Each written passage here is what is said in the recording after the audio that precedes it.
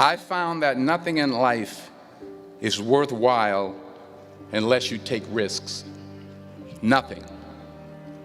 Nelson Mandela said, "There is no passion to be found playing small and settling for a life that's less than the one you're capable of living."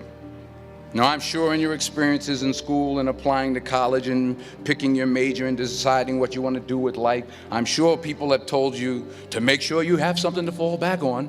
Make sure you got something to fall back on, honey. But I never understood that concept, having something to fall back on. If I'm going to fall, I don't want to fall back on anything except my faith. I want to fall forward. I figure at least this way I'll see what I'm going to hit. Fall forward. This is what I mean. Reggie Jackson struck out 2,600 times in his career, the most in the history of baseball. But you don't hear about the strikeouts. People remember the home runs. Fall forward. Thomas Edison conducted 1,000 failed experiments. Did you know that? I didn't know that. Because the 1,001st was the light bulb. Fall forward. Every failed experiment is one step closer to success. You've got to take risks, and I'm sure you've probably heard that before, but I want to talk to you about why that's so important. I got 3 reasons, and then you can pick up your iPhones. First, you will fail at some point in your life. Accept it. You will lose. You will embarrass yourself. You will suck at something. There's no doubt about it. And I know that's probably not a traditional message for a graduation ceremony, but hey, I'm telling you, embrace it, because it's inevitable. And I should know.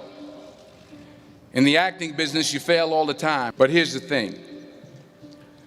I didn't quit. I didn't fall back. I walked out of there to prepare for the next audition, and the next audition, and the next audition. I prayed. I prayed, and I prayed. But I continued to fail, and fail, and fail. But it didn't matter, because you know what?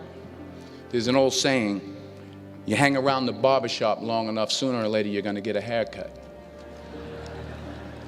So you will catch a break, and I did catch a break. Last year, I did a play called Fences on Broadway. Someone talked about it. Won the Tony Award. And I didn't have to sing, by the way. But here's the kicker. It was at the Court Theater. It was at the same theater that I failed that first audition 30 years prior. The point is, and I'll pick up the pace, the point is, every graduate here today has the training and the talent to succeed. But do you have the guts to fail? Here's my second point about failure.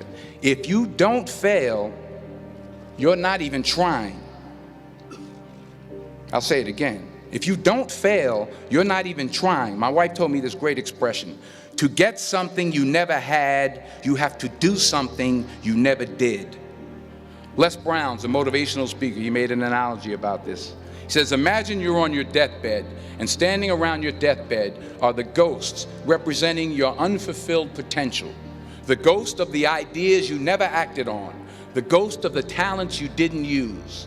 And they're standing around your bed, angry, disappointed, and upset. They say, we came to you because you could have brought us to life, they say. And now we have to go to the grave together. So I ask you today, how many ghosts are going to be around your bed when your time comes? You've invested a lot in your education, and people have invested in you. And let me tell you, the world needs your talents. Man, does it ever. I just got back from South Africa. It's a beautiful country, but there are places there with terrible poverty that need help. And Africa is just the tip of the iceberg. The Middle East needs your help. Japan needs your help. Alabama needs your help. Tennessee needs your help. Louisiana needs your help. Philadelphia needs your help. The world needs a lot, and we need it from you. We really do. We need it from you young people. I mean, I'm not speaking for the rest of us up here, but I know I'm getting a little grayer. We need it from you, the young people, because remember this. So you got to get out there. You got to give it everything you got, whether it's your time, your talent, your prayers, or your treasures. Because remember this, you will never see a U-Haul behind a hearse.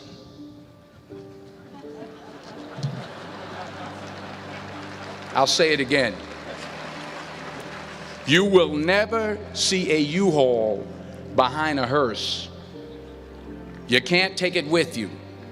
The Egyptians tried it, and all they got was robbed.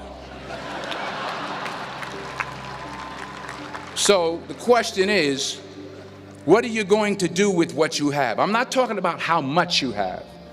Some of you are business majors, some of you are theologians, nurses, sociologists. Some of you have money, some of you have patience, some of you have kindness, some of you have love. Some of you have the gift of long suffering, whatever it is, whatever your gift is. What are you going to do with what you have? All right, now here's my last point about failure. Sometimes it's the best way to figure out where you're going. Your life will never be a straight path. I began at Fordham University as a pre-med student. I took a course called cardiac morphogenesis. I still can't say it. Cardiac morphogenesis. I couldn't read it. I couldn't say it. I sure couldn't pass it. So then I decided to go into pre-law, then journalism. And with no academic focus, my grades took off in their own direction. Yeah, down. I was a 1.8 GPA one semester, and the university very politely suggested that it might be better to take some time off. I was 20 years old. I was at my lowest point. And then one day, and I remember the exact day, March 27th, 1975, I was helping my mother in her beauty shop. My mother owned a beauty shop up in Mount Vernon. And there was this older woman who was considered one of the elders in the town. And I didn't know her personally, but I was looking in the mirror, and every time I looked at the mirror, I could see her behind me, and she was staring at me. She just kept looking at me. Every time I looked at her, she kept giving me these strange looks.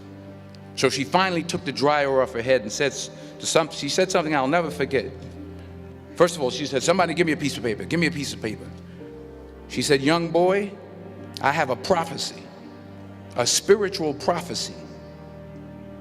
She said, "You are going to travel the world and speak to millions of people." Now, mind you, I'm 20 years old. I'm flunked out of school. In fact, like a wise ass, I'm thinking to myself, maybe she's got something in that crystal ball about me getting back into school next fall.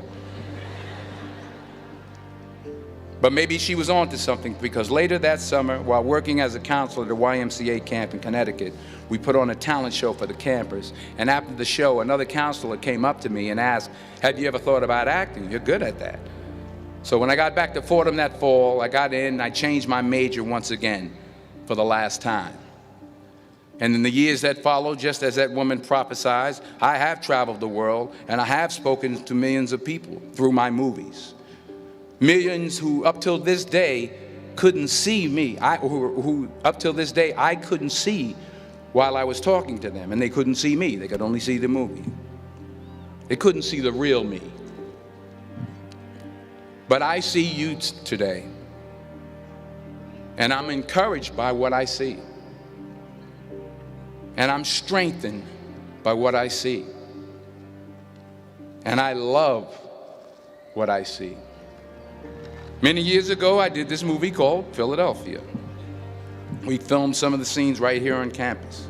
It's about a man played by Tom Hanks who's fired from his law firm because he has AIDS. He wants to sue the firm, but no one's willing to represent him until a homophobic ambulance chaser lawyer, played by yours truly, takes on the case. In a way, if you watch the movie, you'll see everything I'm talking about today. You'll see what I mean about taking risk or being willing to fail. Because taking risk is not just about going for a job. It's also about knowing what you know and what you don't know. It's about being open to people and to ideas. In the course of the film, the character I play begins to take small steps, small risks. He very, very, very slowly begins to overcome his fears. And I feel ultimately his heart becomes flooded with love. And I can't think of a better message as we send you off today. To not only take risks, but to be open to life, to accept new views, and to be open to new opinions, to be willing to speak at a commencement at one of the best universities in the country, even though you're scared stiff. While it may be frightening, it will also be rewarding. Because the chances you take, the people you meet, the people you love, the faith that you have, that's what's going to define you. So members of the class of 2011, this is your mission. When you leave the friendly confines of Philly, never be discouraged, never hold back, give everything you got. And when you fall throughout life, and maybe even tonight after a few many glasses of champagne, remember this: fall forward.